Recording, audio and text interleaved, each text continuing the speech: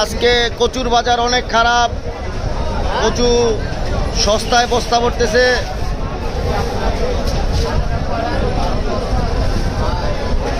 কিসে আপনি বলেন, কিসে? জীবনে যে দুদিনের বীজ গাজর নিয়ে দিয়ে দেন। হ্যাঁ, তুমি কিছু বলো। তোমার মাথা ছোট হয় কেন মামা? আমরা শুরু হয় দুধ খায়, মাথা চাপ গেছে। দুধ খায় আমরা শুধু দুধ খাই শুরু হয় মাথা।